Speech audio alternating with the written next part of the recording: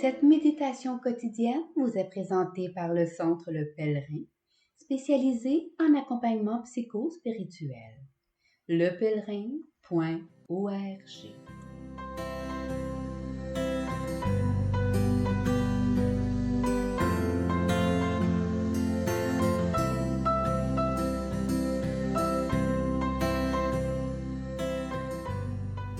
Évangile du mercredi 8 mars.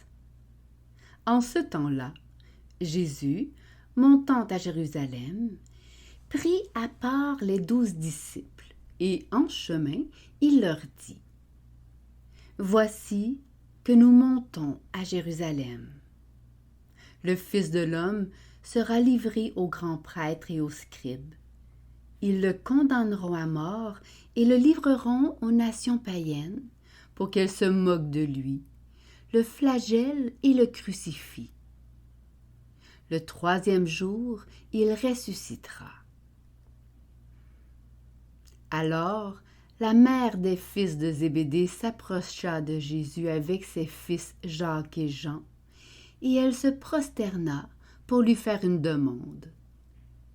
Jésus lui dit : « Que veux-tu ? » Elle répondit : « Ordonne que mes 2 fils que voici siègent, l'un à ta droite et l'autre à ta gauche dans ton royaume. » Jésus répondit : « Vous ne savez pas ce que vous demandez.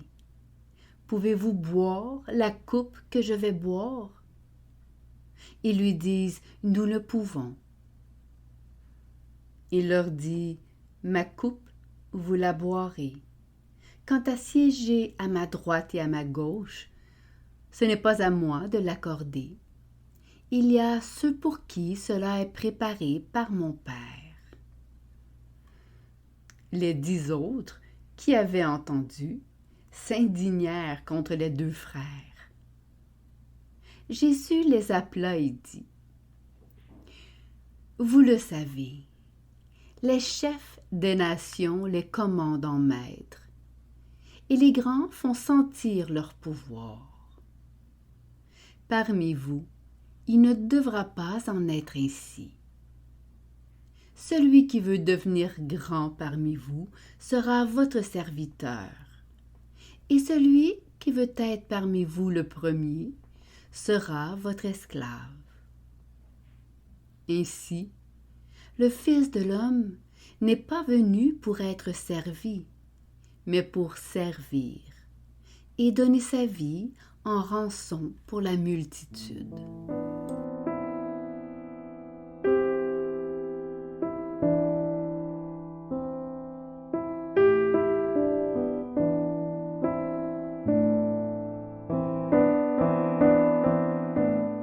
Méditation.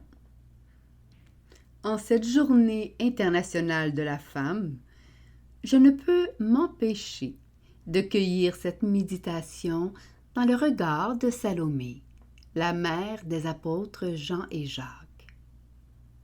Avec elle, j'ai regardé ses fils et le mien partir, laissant là leur père dans la galère. J'ai suivi Jésus au fil des versets pour témoigner de la dignité retrouvée de tant de femmes, dites impures et souillées. Avec elle, j'ai tenu mon croire au pied de la croix envers et contre tous. Alors que ses fils se tairaient, alors que mes proches me faisaient taire. Salomé, cette femme à la fois pleine, est chemin pour nous faire entrer dans l'espérance. D'ailleurs, la demande qui fuse d'un cœur maternel inquiet fera jaillir l'une des plus belles adresses du Christ. C'est ainsi que le Fils de l'homme n'est pas venu pour être servi, mais pour servir et donner sa vie en rançon pour une multitude. Plusieurs commentateurs s'attarderont sur le caractère orgueilleux de sa demande. Faire passer ses fils avant les autres dans la file d'attente du royaume, en direction de sièges réservés. Pourtant, Salomé demande aussi la fidélité,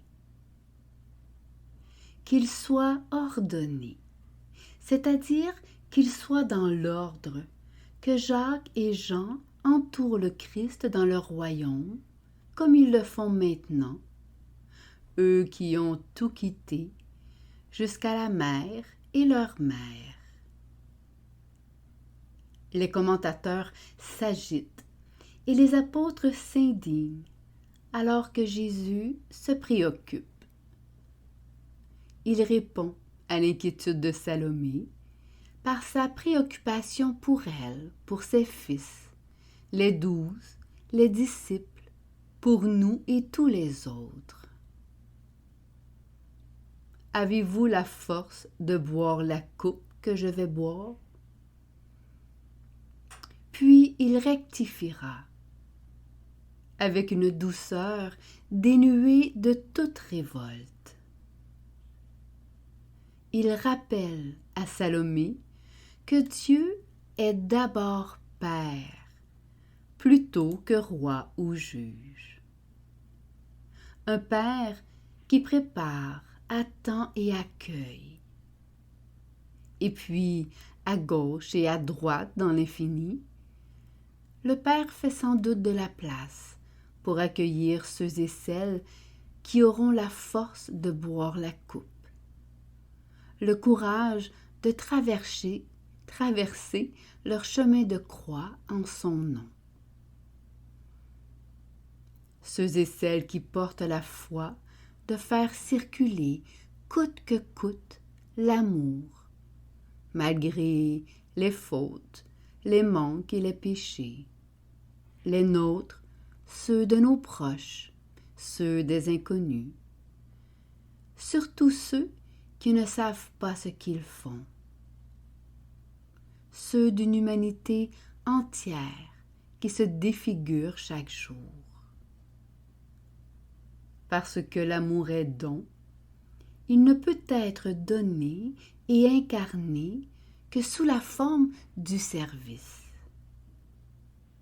Servir, c'est contempler la ressemblance de Dieu à travers l'autre. C'est tendre vers l'autre pour laisser résonner nos fragilités qui composent le langage de Dieu. C'est se retirer pour laisser la liberté de l'autre se dilater. Entrer dans la respiration vivifiante de Dieu. Dans ses nuits missionnaires et ses inquiétudes de mère, dans les lois réduisant sa dimension de femme, Salomé a servi par amour. Elle a donné sa vie tant de fois en empoignant sa fidélité jusqu'à s'adresser au maître avec une transparence insensée, jusqu'à braver la fureur de la foule pour atteindre le pied de la croix, jusqu'à ensevelir son Jacques bien-aimé au cou tranché.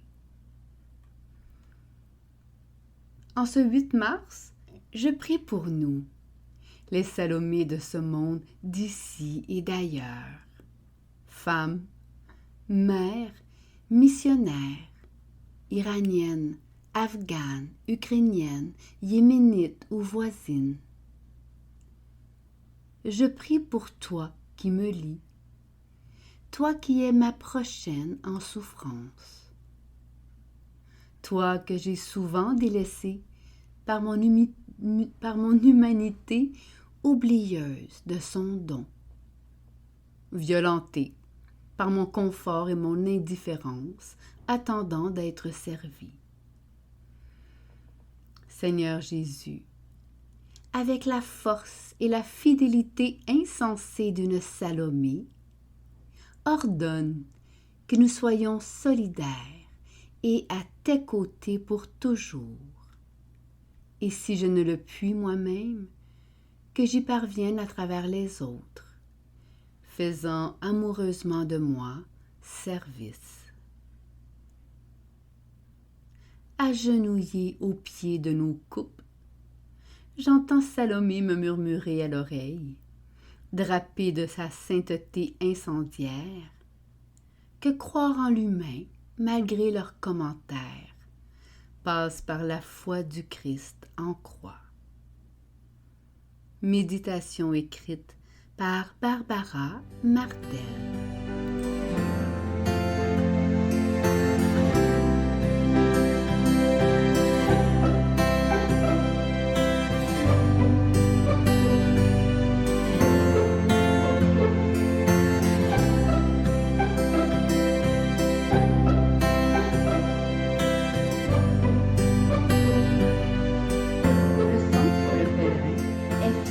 D'offrir depuis plus de 20 ans un service d'accompagnement ainsi qu'un certificat universitaire en accompagnement spirituel. Tous nos services sont offerts en ligne. Nous sommes situés à Montréal, au pied de l'Oratoire Saint-Joseph. Le pèlerin, le savoir intérieur qui transforme la vie. lepèlerin.org. Page Facebook, Centre Le Pèlerin.